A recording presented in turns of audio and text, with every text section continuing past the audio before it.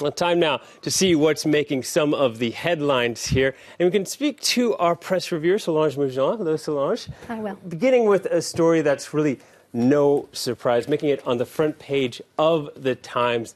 This, of course, about the British Health Services announcing that there's an improvement in Yulia Skripal. Yeah, as you said, it is on the front page of the Times this morning. It's also on the front page of The Independent, which says that her condition is improving rapidly, and she could be able to potentially talk to investigators sometime soon. On the diplomatic front, though, the relationship is between Russia and many Western nations is, you could say, sort of on life support, and it has hit an all-time low. The New York Times says the escalating confrontation over the poisoning of the Skripals is at its highest pitch in decades. And how's the Russian press covering the story? Well, the announcement by Russia's Foreign Secretary Sergei Lavrov that they're expelling 60 U.S. diplomats in response to Washington doing the same thing, well, that's front-page news in Russia. The Daily Commerçant ran with the headline, "Russia uses its right to respond." It explains that Russia's stance that the Kremlin plans to basically mirror the moves of the 27 nations that have expelled diplomats and spies over the poisoning, and that they feel that they are sort of being unjustly treated. It's a tit for tat, though, that may not actually change much in the Middle East, or at least in Syria. That's the opinion of the pan-Arab paper Al Hayat. They say that the power dynamics in Syria in regard to Russia won't be affected by the diplomatic freeze. They say, though, that things are actually much worse than they seem because of the increasingly cold tries sort of on a global level. And they say that there is this parallel war going on, one that hasn't really been called a war yet. Yeah, and on that note, there's so many different elements here. I'm imagining cartoonists are having a field day with this. They are. I've just chosen one of many cartoons on the issue of what people are calling the Second Cold War. It's by Steph, and it shows a Russian spy sort of poisoning the West with dubious champagne. And the Russian spy says, "I bet you're overreacting again." Well, moving on to France, and the French press is all abuzz about Nicolas Sarkozy, of course, a former French president. The announcement that he needs to stand trial for influence peddling and corruption.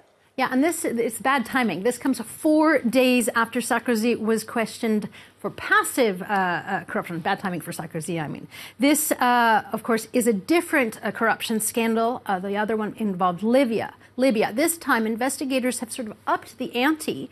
Libération says, "C'est du sérieux," or this is heavy duty. To explain this, under French law, a person isn't formally charged unless they're sent to trial. And this time, with this scandal, which involves wiretaps, the French justice system says that Sarkozy will face a trial for misuse of influence and corruption. Now, for the Swiss paper 24 Heures, Sarkozy is carrying a lot of baggage, or les tuiles s'accumulent, and that there are more and more counts against him. The bad news keeps on coming for the former French president. Keeps on coming. Maybe he'll be able to celebrate this weekend. Shifting gears, of course, to Easter weekend, beginning today, Solange. And is that getting any coverage in the international papers? It is. I'm not going to talk to you about chocolate bunnies just yet, but the Christian holiday is popping up on a political level in a lot of papers today.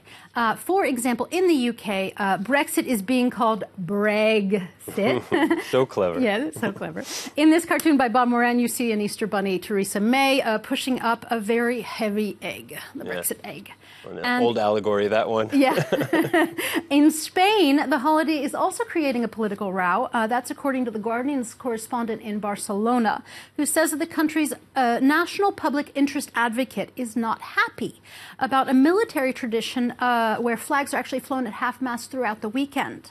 Now, the National Ombudsman, I think that's how you say it, says that the tradition is against the Spanish Constitution because Spain is a secular state, at least according to its constitution, even though nearly 70% of Spaniards are Catholic. And finally, you found an article that compares Easter to Christmas. Yeah, the site Vox wonders why Easter has retained its sort of religious connotation, but Christmas in a lot of countries is considered sort of a secular holiday. Well, the site explains that both holidays over the centuries, they pretty much had the same cultural significance. They were on the same level, but that in the past century, over the past 100 years, Christmas sort of surged ahead. Why? Well, weather, because winter's kind of drab, and so it was nice to have something festive to do, and also because novelists started to reinvent Christmas as a sort of familial, happy time. So it doesn't actually have anything to do with people preferring presents to chocolate. No, I prefer presents to chocolate, but that's just me personally. All right, thanks, Solange. Solange moves on with a roundup of what's making international papers. She'll be back a little bit later in the day with more news